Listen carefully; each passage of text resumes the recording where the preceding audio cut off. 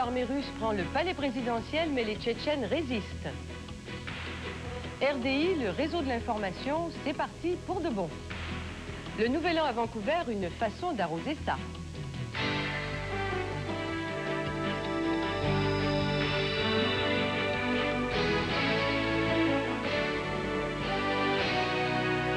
Le téléjournal, avec Michel Viroli. Bonsoir. Le Nouvel An n'a pas apporté d'accalmie en Tchétchénie où de violents combats se sont déroulés au cours des dernières heures dans le centre de la capitale, Grozny, et où la résistance des séparatistes semble beaucoup plus importante que prévu. Les forces russes qui affirment contrôler le palais présidentiel ont subi de lourdes pertes. On rapporte d'ailleurs de nombreuses victimes dans les deux camps. Cette crise n'a pas servi l'image de Boris Yeltsin. Un sondage à Moscou révèle que 65% de la population russe ne fait pas confiance au président. Le reportage de Céline Galipeau.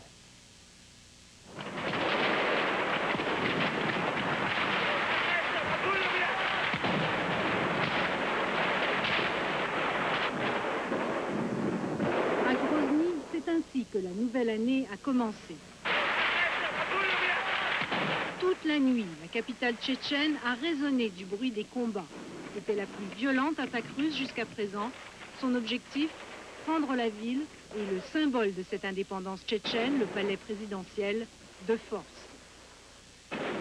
Mais les Tchétchènes ont réussi à mettre hors d'état au moins 9 blindés et à capturer une centaine de soldats russes. Ce matin, une épaisse fumée noire recouvrait la ville. Les chars russes calcinés finissaient de se consumer dans les rues. Moscou disait contrôler plusieurs quartiers de la ville, mais cela était difficile à vérifier. Alors que les combattants tchétchènes, eux, paradaient dans les chars qu'ils venaient de capturer ou dans des blindés, fiers d'avoir repoussé la première vague d'attaques russes. Déterminés aussi à résister jusqu'au bout, malgré l'énorme puissance de feu de l'armée russe. Dans la république voisine d'Ossétie, des volontaires se préparaient à joindre leurs frères tchétchènes. Ils partagent la même haine face aux conquérants russes et des centaines, peut-être même des milliers d'hommes étaient apparemment en route vers Grozny. Ce soir, rien n'indique que les combats vont cesser. D'heure en heure, le bilan est plus lourd. Le Kremlin affirme que ses troupes bloquent maintenant l'accès au palais présidentiel. Mais la chute de Grozny ne signifiera pas nécessairement la fin de la rébellion tchétchène. Ces combattants sont prêts pour une longue guérilla urbaine. Ici Céline Galipeau, à Moscou. En Croatie, l'état de santé des deux casques bleus canadiens, John Teccione et Philippe Badanaï, est stationnaire et n'inspire plus d'inquiétude. Ils ont été atteints hier soir par des tirs serbes. Les autorités canadiennes ont protesté contre cette agression auprès de l'armée serbe de Croatie en qualifiant cet acte de provocation. Et il y aurait de l'espoir en Bosnie. L'émissaire spécial de l'ONU en ex-Yougoslavie estime que dans la foulée du cessez-le-feu, des négociations de paix pourraient débuter sous la supervision du groupe de contact qui réunit les États-Unis, la Russie, l'Allemagne, la France et la Grande-Bretagne. Le climat plus propice favoriserait la reprise des pourparlers de paix. Le 1er de l'an est la journée mondiale de la paix pour l'Église catholique. À cette occasion, le pape Jean-Paul II a exhorté le monde à faire la paix. Le Saint-Père a parlé avec émotion des heures dramatiques, ce sont ses mots, que traverse la Tchétchénie et la ville de Banja Luka en Bosnie, où il a dénoncé des violences perpétrées récemment contre les catholiques. Un peu partout dans le monde, des manifestations rassemblant des milliers de personnes ont accueilli dans la joie, mais aussi dans la violence, le début de la nouvelle année. À Londres, par exemple, longue marche de paix où chacun des participants s'est serré la main au moment des 12 coups du Big Ben. À Paris, rendez-vous sur les Champs-Élysées où champagne et baisers ont démarré le Nouvel An. À New York, 2000 policiers veillaient à ce que la foule dans l'IS s'amuse sans problème. En Australie, à Sydney, rien de tel qu'un bon bain de mousse pour commencer l'année proprement. À Hong Kong, on a rivalisé d'ingéniosité et de feux d'artifice pour illuminer le ciel au-dessus de la baie. À Manille, des feux d'artifice incontrôlés ont provoqué la mort de 16 personnes et fait 800 blessés.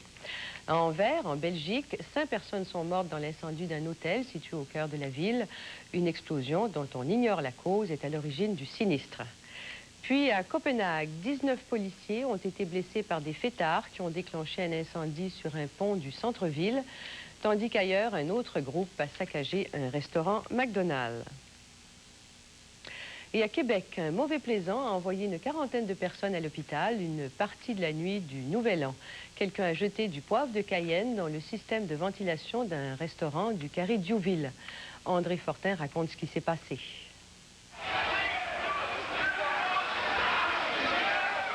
Vers 23h30, les ambulanciers et les pompiers ont été dépêchés d'urgence à la pizzeria Diouville. On craignait une fuite de gaz naturel à l'intérieur de l'établissement où se trouvaient 250 clients, des Ontariens surtout.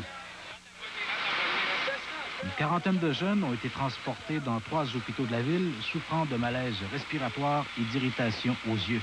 Et ce n'était pas une fuite de gaz naturel, mais bien une mauvaise plaisanterie. Un individu avait mis du poivre de Cayenne dans le système de ventilation du restaurant. Les blessés ont obtenu leur congé de l'hôpital après avoir reçu les premiers soins.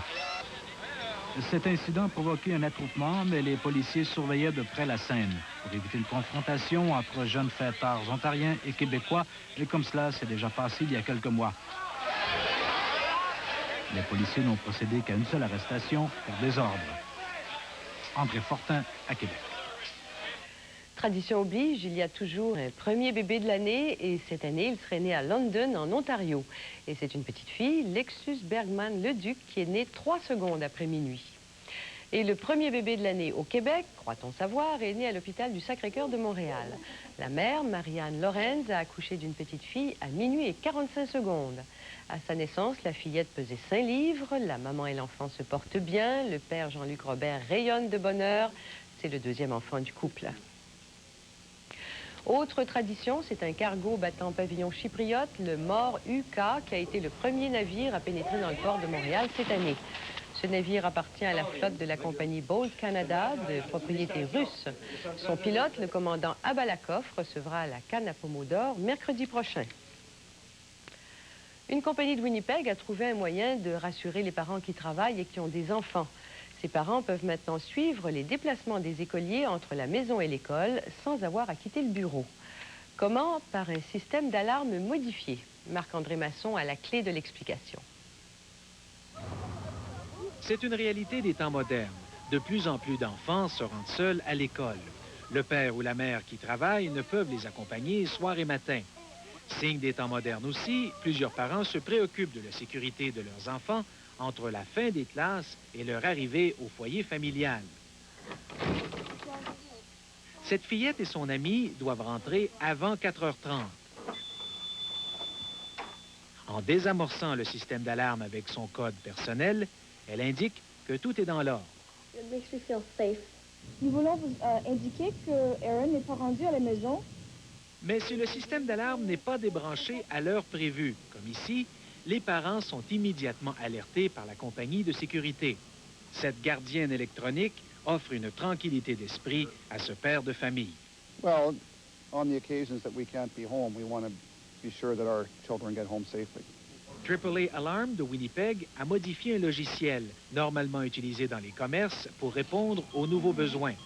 On peut aussi l'adapter pour confirmer, par exemple, la présence du voisin qui vient arroser les plantes durant vos vacances.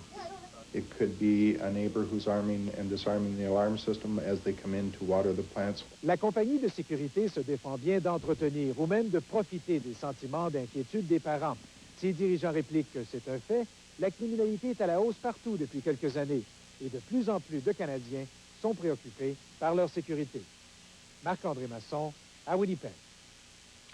Depuis ce matin, les abonnés du câble ont droit à 9 nouveaux canaux spécialisés, dont 2 francophones. Le Canal D, spécialisé dans le documentaire, et RDI, le réseau de l'information, la chaîne de nouvelles continues de Radio-Canada. Mais un problème technique empêche la moitié des abonnés du Nouveau-Brunswick de recevoir le signal. Fundy Cable le fournira dès mardi. Cela dit, comment un nouveau réseau vient-il au monde? Martial Jean-Baptiste va nous le dire. 6, 7, 4, 3, 2, 1.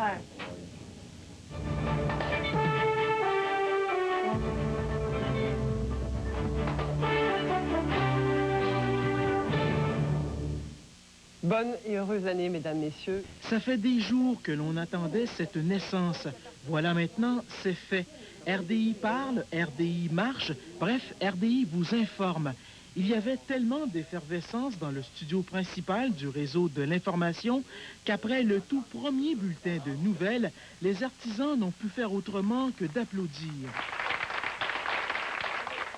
Est-ce que RDI va relever le défi d'informer rapidement les téléspectateurs? Aujourd'hui, en tout cas, on en a eu la preuve avec les événements en Tchétchénie. Alors, il a fallu qu'on revire complètement à l'envers et qu'on se prépare un texte au moins pour dire aux gens on va suivre ça pour vous, mais on vient de l'apprendre. Le palais présidentiel est tombé aux mains des troupes russes. Alors, c'est déjà, on est tombé dans l'eau chaude tout de suite en partant, c'était excellent. Le rédacteur en chef de RDI, qui avait encore les traits tirés, était soulagé. On se sent très bien maintenant qu'on fait de l'information. Avant, on faisait de la préparation, de l'embauche. Maintenant que le bateau est à l'eau, le plus grand défi du réseau de l'information, ce sera de vous informer. Mais la tâche ne sera pas facile, compte tenu de la concurrence que se livrent actuellement plusieurs réseaux d'information. Ici, dans cette demeure, RDI devra se battre contre les enfants, toujours prêts à tout faire pour attirer l'attention.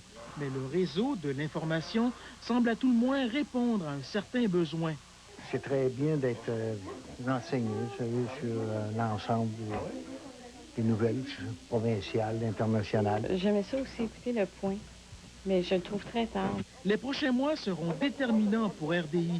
Il faudra que la nouvelle chaîne arrive à s'imposer dans cet univers où l'information est devenue le pain quotidien d'une nation. Martial Jean-Baptiste, à Montréal. En Grande-Bretagne, Frédéric West, qui était accusé d'avoir tué 12 femmes dans sa demeure de Gloucester, surnommée la Maison de l'Horreur, a été retrouvé dimanche pendu dans sa cellule. Frédéric West, qui était âgé de 52 ans, et son épouse Rosemary, 40 ans, avaient été inculpés tous les deux de 9 meurtres après la découverte dans leur maison de l'ouest de l'Angleterre des restes de plusieurs jeunes femmes. En ce premier de l'an, la Suède, la Finlande et l'Autriche ont officiellement rejoint l'Union européenne. Avec l'intégration de ces 3 pays, l'Union européenne passe donc de 12 à 15 pays, agrandit son territoire d'1 tiers, accroît sa population de plus de 6% et son produit intérieur brut de 7%. En Chine, le gouvernement veut réduire le nombre de chiens dans les villes. Une nouvelle loi interdit maintenant les gros chiens qui peuvent être dangereux et impose un impôt coûteux sur la vente des autres chiens. Cette nouvelle législation ne fait toutefois pas l'unanimité, comme nous l'explique Patrick Brown. En Chine, il y a 100 millions de chiens, dont la grande majorité appartient aux paysans. La ville de Pékin veut toutefois décourager les citadins d'en posséder. Dans un marché en banlieue de la capitale chinoise, un marchand de chiens affirme que beaucoup de ses clients demeurent en ville. Des gens de toutes sortes en achètent, dit-il. Mais une législation nouvelle interdira dorénavant en ville les gros chiens qui risquent d'être dangereux. Et même les petits chiens que préfèrent les gens qui vivent eux-mêmes dans des appartements minuscules seront frappés d'un impôt énorme. Le permis de Didi, par exemple, coûtera 325 $ par an. Et pour la première année, 800 $. Une somme qui dépasse le revenu annuel du résident moyen de Pékin. Il n'y a que les riches qui auront le droit d'avoir un chien. Pour les gens ordinaires, c'est l'équivalent d'une interdiction absolue, dit Zhou Baoying. C'est une atteinte à nos droits. Wang Junxiang, qui vend des chiens de race dans son animalerie, est lui-même très critique vis-à-vis du gouvernement. Cette loi va nuire à nos affaires, dit-il. La taxe sur les chiens est trop élevée. Conscient des critiques, le gouvernement monte une campagne dans les médias. Les chiens sont sales et dangereux, selon cette émission intitulée « C'est le temps de proscrire les chiens ». D'autre part, ce chenil où l'on garde des chiens danois en banlieue de Pékin a déjà payé pour la franchise de son propriétaire, Wang Jiyu. Il avait accordé une entrevue à la chaîne de télévision américaine CNN, où il disait « Il s'agit des droits de la personne ». Le lendemain de l'émission, Wang a reçu des menaces téléphoniques. Et 7 des propriétaires de chiens, qui craignent aussi des représailles, ont retiré leur animal de chez Wang. En Chine, celui qui élève sa voix contre une loi qu'il juge arbitraire et injuste prend des risques. Pourtant, même si cette taxe ne touche directement qu'une petite minorité des Chinois, on entend dans la rue des commentaires très acerbes à l'égard d'un parti communiste qui permet tout aux riches et très peu aux gens ordinaires. Ici Patrick Brown.